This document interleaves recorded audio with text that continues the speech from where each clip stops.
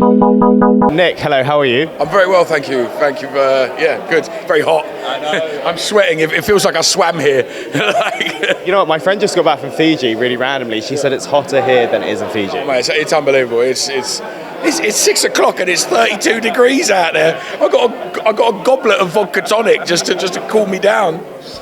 So anyway, we're at the premiere today. Yes. Firstly, how excited are you to be here today? Very excited. You know, Jonathan's an old friend of mine. You know, we did a lot of work back in the day together, and yeah, you know, I'm a big supporter of his stuff, like he is of mine. So obviously, it's a pleasure to be here to support him and to support this film. So how did you get involved in this? Because you do the voice for the puppet. So how did that all come about? I do the voice for the puppet. Yeah, I don't know. Jonathan just asked me because I'm Russian. And I grew up in Russia, and I got a Russian-speaking family, so I can do the accent pretty convincingly. And he wanted some sort of Eastern European, and he asked me. He just called me up. He just said, "Look, Nick, can you do me a favour?"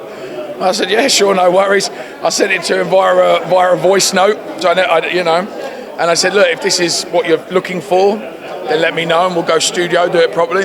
And that's how, and it was. I guess it's what he was looking for. Get it? So for people that want to be actors and who aren't in the industry yet, what's the difference between obviously being on camera, actually acting, and then compared to doing a voiceover? Yeah, Can it be difficult? Well, I mean, it is different. Obviously, with acting, you're using your body, I guess. Do you know what I mean? And you're, you know, saying the lines and, you know, reacting with your fellow actors. When you're doing the voices, you don't really,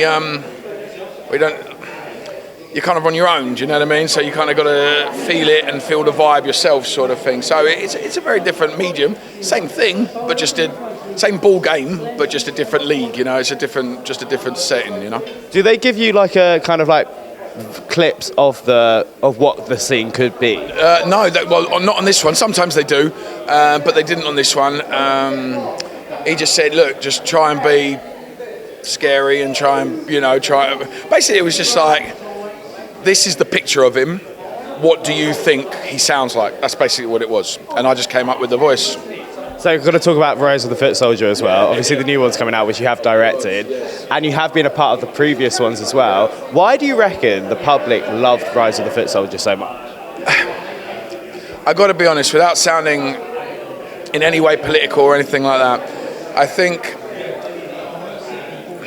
sometimes the film game can be a bit snobbery, you know. It can be a little bit, not classist, I don't want to say that, but I think that you know, the working class fella is a little bit neglected sometimes when it comes to movies, and I think Footsoldier speaks to that man, you know, the geezer who goes out, does his graft every day, comes back, wants a couple of beers, has his kebab, and just wants to relax and watch something, you know, that's not Inception and doesn't think, you know, it's too complicated to understand or anything, you know what I mean? And just relax in front, you know, with his missus and just chill and have a movie night. And I think that's the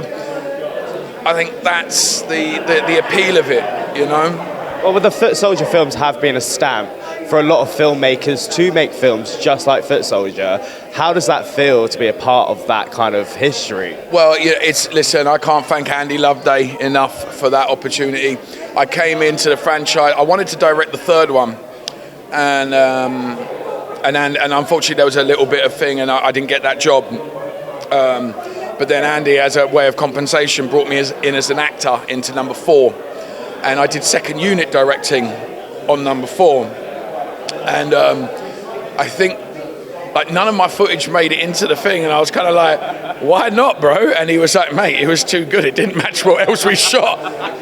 So when it came to Origins, he asked me if I wanted to do the entire thing. So, and then obviously Origins was, you know, a big hit, and that's why they asked me to do the next one. And obviously that was a bigger hit, and that's why they asked me to do Retribution. What do you enjoy more, acting or being behind the camera? That's a great question. I think the older and fatter I get, oh, you look good. I find myself more behind the camera. Yeah, I don't know what happened to me, mate. I've been eating. It looks like I've been eating pillows. You look good. You look good. Thank you. A sweaty mess. But when it comes to people that want to do both, what advice would you give them? Well, just make sure your work rate is up there if you want to do both. And if you want to direct yourself in something as well, make sure that your work rate is up there. I've done it 3 times now. and it's tough. It's not easy, but it's enjoyable. It's fun. You know what you want, so you don't have to direct yourself because you know what you want. So at the end of the day, like the same as anything, if your work rate is up there and you're willing to make a few sacrifices along the way and be a decent person and just get on with it, and don't just talk about it. Don't just talk about it. Go and do it. I made my first film for 500 quid, and I didn't talk too much about it. I just went and got a bunch of mates together and done it.